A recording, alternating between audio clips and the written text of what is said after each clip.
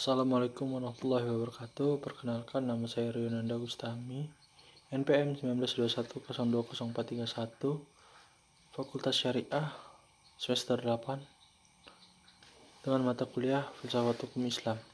Saya akan mempresentasikan tentang sumber hukum Islam.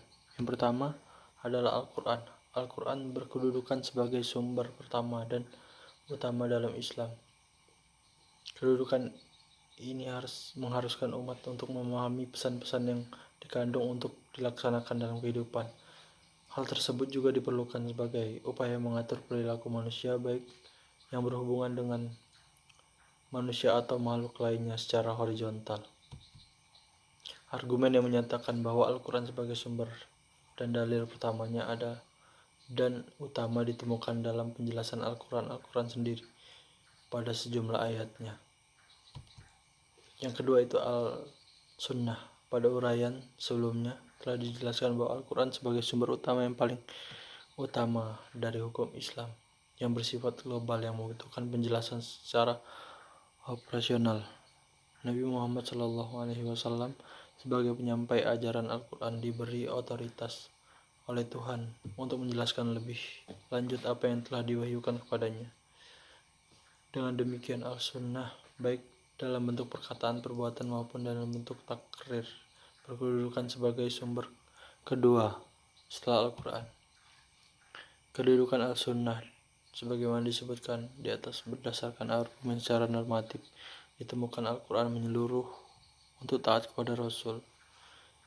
Ketaatan pada Rasul sering dikaitkan dengan ketaatan kepada Allah SWT, seperti yang ditemukan pada surat An-Nisa ayat 13 yang artinya hukum-hukum tersebut itu adalah ketentuan-ketentuan dari Allah. Barang siapa yang taat kepada Allah dan Rasulnya, niscaya Allah akan memasukkannya ke dalam surga. Yang ketiga, akal dan proyeksi ijtihad.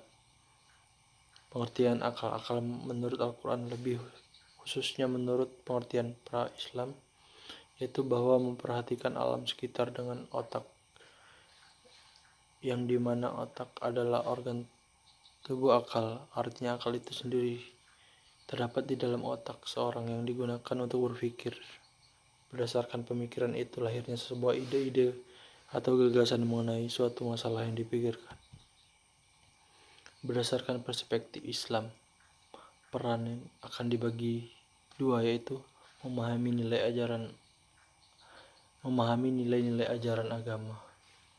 Yang kedua, akal bertugas memilih dan menyeleksi doktrin agama.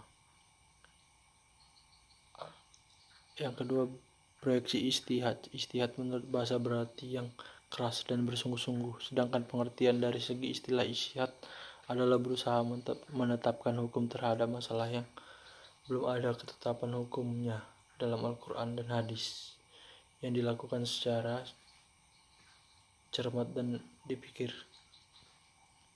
pikiran yang murni serta pedoman pada aturan penetapan hukum yang benar. Orang-orang yang berijtihad disebut mujtahid. Antara mujtahid yang satu dengan mujtahid yang lain dalam menetapkan Al-Quran perkara yang ada ketentuannya hukumnya dalam Al-Quran. Oke, sekian presentasi dari saya. Saya akhiri. Wassalamualaikum warahmatullahi wabarakatuh.